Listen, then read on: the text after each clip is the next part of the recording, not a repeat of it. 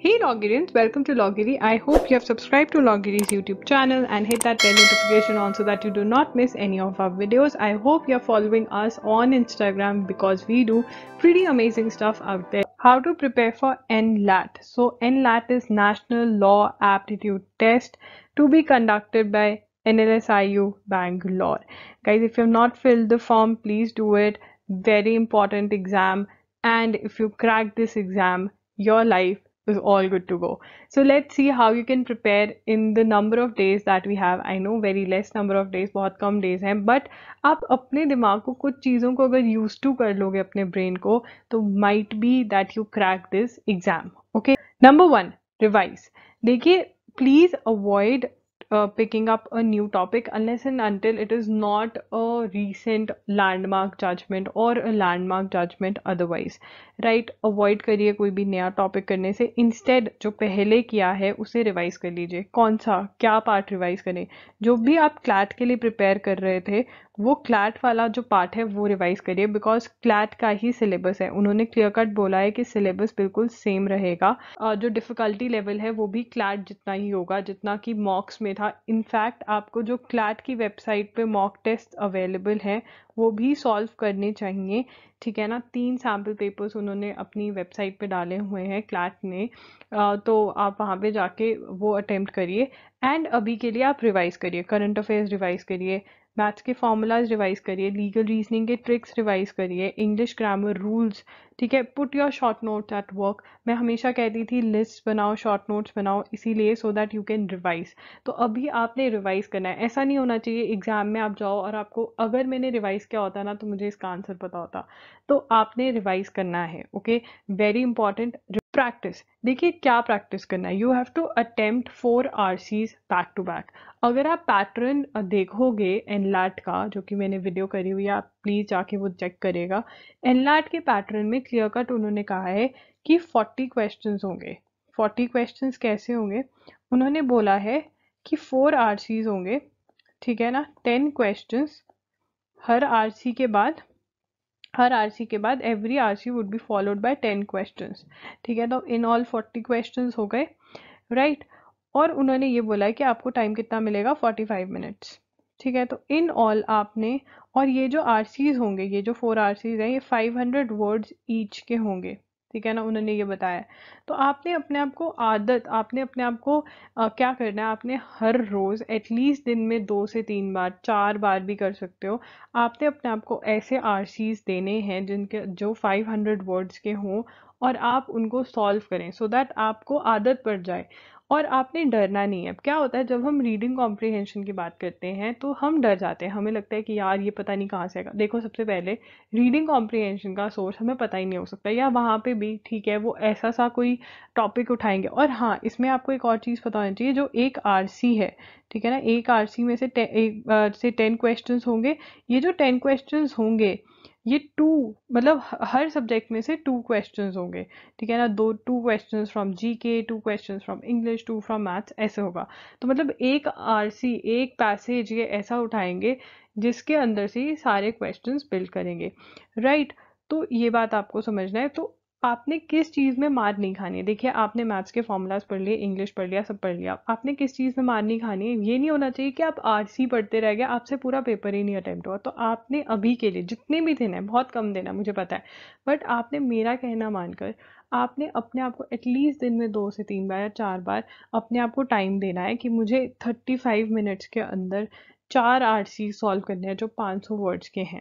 ठीक है. और डरना नहीं है, मतलब अपने आप को पूरा बूस्ट करना है कि ओके फाइन, मैं अपना 100% दूंगी, मैं पढ़ूंगी, इनको समझने की पूरी कोशिश करूंगी. कोई बात नहीं, कुछ वर्ड्स ऐसे भी आएंगे जो जो मुझे नहीं समझ में आ रहे, बट मैं अपना समझने की 100% कोशिश करूंगी. ठीक है ना. So attempt 4 RCs back to back within a time frame of 35 to 40 minutes. अपने आप को टाइम करना है. ठीक है. Try doing this task 4 to 5 times a day, minimum 2 to 3 times तो करिए. Time yourself. put in your full concentration on the comprehension on the passage, right? Comprehension लिख दिया मैंने, on the passage. Don't tell yourself that you are not good with vocabulary. हम अपने आप को ऐसे ही बोलते रहते हैं. अगर हम full concentration लगाएंगे ना passages के ऊपर, तो अगर हमें नहीं भी आता तो कुछ ना कुछ तो निकाल ही देंगे, ठीक है? Give in your 100% to understand. Here the aim is that you are able to attempt all RCs within stipulated time frame. ठीक है? आपने पहले तो पढ़ा ही है ना सब कुछ, आप प्रिपेयर कर रहे थे क्लैट के लिए. अब क्या है कि आपको एक चैलेंज है कि आपने within 35 minutes to 40 minutes आपने सारे आरसीज सॉल्व करने हैं. ये चैलेंज है, और अगर आप अपने आप को इतने थोड़े दिनों में ट्रेन कर लोगे तो you are done. And people do train themselves. एक एग्जांपल मैं आपको देना चाहूँगी. जो बच्चे आइल्स के लिए अपियर होते हैं उसमें भी एक रीडिंग पार्ट होता है, और उसके अंदर भी आई थिंक 3 to 4, शायद आई थिंक 4 to 5 कॉम्प्रीहेंशन आते हैं, और वो भी टाइम बेस्ड होता है बिल्कुल. और लोग बहुत जल्दी कवर अप कर लेते हैं, बिकॉज वो क्या करते हैं, वो दिन में at least 4 to 5 times 5 to 6 RCs back to back solve करते हैं, और इसी से उनको आदत हो जाती है, उनके माइंड को एक तो प्रैक्टिस हो जाती है, और दूसरा उनको मुश्किल नहीं लगता इतने RCs एक साथ सॉल्व करना. ठीक है? पैसेजेस कह लो. यहाँ पे रीडिंग कॉम्प्रीहेंशन की एग्जांपल इसलिए दे रही हूँ बिकॉज आपको इजीली रीडिंग कॉम्प्रीहेंशन मिल जाएंगे. अगर आपको पैसेजेस मिलते हैं क्लैट बेस्ड पैसेजेस तो वो तो और भी अच्छी बात है. Okay. Number 3, you might not be able to see the questions first and then read the passage. देखिए उन्होंने बोला है कि आप एक बार क्वेश्चन दे, अगर आपने खोल लिया तो आप या तो उसको अटेम्प्ट करोगे, ठीक है ना, और अगर आपने उसको अटेम्प्ट नहीं किया तो आप दोबारा उस क्वेश्चन पे नहीं जा सकते, ठीक है ना. तो आपने क्या आदत डालनी है कि या तो देखो, अब ये लोग बताएंगे कि क्या आपको पेन पेपर यूज करना अलाउड है. आई थिंक वो तो अलाउ करेंगे ही, क्योंकि मैथ्स की कैलकुलेशंस कैसे करोगे, राइट? तो या तो आप जब आरसी सॉल्व करो तो ट्राई करो कि कीवर्ड्स निकालने की कोशिश करो, और हर पैराग्राफ के थोड़े थोड़े नोट्स बनाने की कोशिश करो, ठीक है? Try to practise reading comprehension wherein you are able to make notes, write keywords, और just take an idea in your head. ठीक है? नॉर्मली बहुत सारे बच्चों को ये आदत होती है कि वो पहले क्वेश्चंस पढ़ते हैं और फिर पैसेज पढ़ते हैं. अगर आपको ये आदत थी तो ये भी आपको थोड़ी सी चेंज करनी पड़ेगी, बिकॉज मे बी आप क्वेश्चंस ना पहले पढ़ पाए तो आपको आरसी पढ़ना पड़ेगा पूरा, उसमें से कीवर्ड्स निकालने पड़ेंगे, और फिर क्वेश्चन अटेम्प्ट करना पड़ेगा. तो ये वाली हैबिट भी चेंज करने की कोशिश करिए. देखिए एक तो बिल्कुल ही अनप्रिपेयर्ड जाना, ठीक है ना, और एक थोड़ा प्रिपेयर होकर जाना तो आपको ईजी लगेगा. Okay. Practice reading comprehensions the way you plan to solve it in the exam. ठीक है? तो आप जैसे प्लान कर रहे हो सॉल्व करने का वैसे प्रैक्टिस करिए, चाहे कीवर्ड्स बना के, या फिर आप कह रहे हो कि नहीं मेरे से नोट्स नहीं बनेंगे, मैं अपने in my brain only I will get an idea, मुझे हो जाता है idea. Bar yourself from going back to a question. ठीक है ना? अब यहाँ पे भी जब आप प्रैक्टिस भी कर रहे हो तो आपने एक बार जो क्वेश्चन आपने देख लिया वो क्वेश्चन को आप सॉल्व करके ही आगे मूव हो गए, ठीक है ना, because that is what is going to happen in the exam also. You got to attempt the question and then move on to the next one. ठीक है? क्वेश्चन को अटेम्प्ट करोगे तभी नेक्स्ट पे जाओगे. Put yourself in the situation wherein you don't attempt a question, 0.25 marks would be deducted when you score yourself. ठीक है ना? तो जब भी आप 4 से 5 आरसी सॉल्व करो, 4 आरसी को ही सॉल्व कर रहे हो, तो अपने आप को स्कोर करो, और अगर आप कोई क्वेश्चन नहीं अटेम्प्ट करते हो तो 0.25 मार्क्स काटो. वो क्यों, मैं आपको बताती हूँ. क्वेश्चन पेपर फॉर्मेट देख लेते हैं. देखिए maximum marks 80 marks. Type of questions MCQs. Total duration of examination is 45 marks. Marking scheme 2 marks पर करेक्ट आंसर, माइनस 0.25 मार्क्स पर अनआंसर्ड क्वेश्चन. अगर आप क्वेश्चन नहीं अटेम्प्ट करते हो तब भी आपके मार्क्स कटेंगे. माइनस 0.50 मार्क्स पर रॉन्ग आंसर. ठीक है? Candidates will only have 1 attempt at each question. मतलब एक बार आपने क्वेश्चन खोल लिया उसके बाद आप या तो उसको अटेम्प्ट करोगे या फिर आप उसको अटेम्प्ट नहीं करोगे, बट दोबारा आप उस क्वेश्चन पे नहीं आ सकते. That is what they are saying. They will not be able to revisit a question once they have moved on to another question. एक बार आप दूसरे क्वेश्चन पे चले गए, आप पहले क्वेश्चन पे नहीं जा सकते हो. What we are concern with is correct answer के 2 मार्क्स मिलेंगे, रॉन्ग आंसर के 0.50 मार्क्स कटेंगे, अनआंसर्ड क्वेश्चन के माइनस 0.25 कटेंगे. ठीक है? और हमारे पास टाइम कितना है, 45 मिनट्स. ओके. ये सब आपने 4 क्वेश्चंस अटेम्प्ट करे, ठीक है ना, और उसमें से मान लीजिए आपने सारे तुक्के मारे, तो प्रोबेबिलिटी ये है कि उसमें से एक तो करेक्ट हो ही जाएगा. ठीक है? 1 would go correct, and if 1 goes correct you आपको 2 मार्क्स मिल जाएंगे, और अगर 3 रॉन्ग होते हैं तो 0.5 कटेंगे, तो 1.5 आपके कट जाते हैं, फिर भी आप 0.5 मार्क्स गेन करते हो, राइट। बट अगर आप 4 क्वेश्चंस लीव कर देते हो, अनआंसर्ड छोड़ देते हो, तो 0.25 मार्क्स आपके कटेंगे।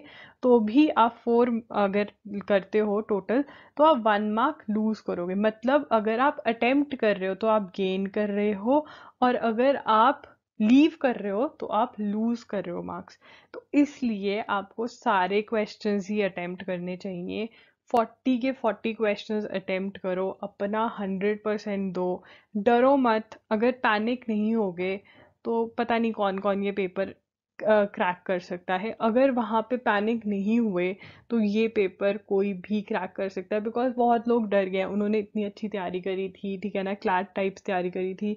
तो अगर आपकी ठीक ठाक सी भी तैयारी है, और अगर बहुत अच्छी तैयारी भी है, और आप अगर नहीं डरते हो, आप पैनिक नहीं होते हो, आप प्रैक्टिस कर कर जाते हो इन 4 RCs को, पैसेजेस को सॉल्व करने की, you can crack this exam. Okay, I hope this video helps you out. If it did, then please leave a comment down below. Bye and all the best. Like कीजिएगा और अपने friends के साथ share भी कीजिएगा। Channel को please subscribe करना और बेल नोटिफिकेशन ऑन कर देना, ताकि जब भी मैं एक न्यू वीडियो डालूँ आपको नोटिफिकेशन आ जाए। और अगर आप चाहते हैं कि आपको वीडियोस की नोटिफिकेशन मिले और जो हम एक्टिविटीज़ कर रहे हैं लॉगिरी पे उसकी नोटिफिकेशन मिले, तो हमारा टेलीग्राम ग्रुप ज़रूर ज्वाइन करिएगा। अगर आपको ये वीडियो हेल्पफुल लगी तो प्लीज़ मुझे कमेंट करके नीचे बताइए कि आपको ये वीडियो हेल्पफुल लगी, ताकि मैं और ऐसी वीडियोस बना सकूं जो आपको ज़्यादा से ज़्यादा हेल्प कर सके। आप मुझे इंस्टाग्राम पे भी फॉलो कर सकते हैं, वहाँ पे मैं @IamLogiri के नाम से हूँ। वहाँ पे आप फॉलो कीजिए, क्योंकि वहाँ पे हम बिल्कुल डिफरेंट कंटेंट डाल रहे हैं और चाहते हैं कि मैं आपको वीकली न्यूज़ लेटर भेजूँ, जिसके अंदर मैं लॉ के बारे में और भी अच्छे से बात करती हूँ। तो प्लीज़ अपनी ईमेल आईडी नीचे दिए गए डिस्क्रिप्शन बॉक्स में एक लिंक है, वहाँ पे जाके अपना ईमेल आईडी ड्रॉप कर दीजिए, ताकि जब भी मैं कुछ ऐसा करूँ आपको ईमेल पहुँच जाए और आप वो देख सके। वो मैं यूट्यूब चैनल पे नहीं डालती हूँ, वो सिर्फ मेरे जिन्होंने न्यूज़ लेटर सब्सक्राइब करा हुआ है उनको भेजती हूँ।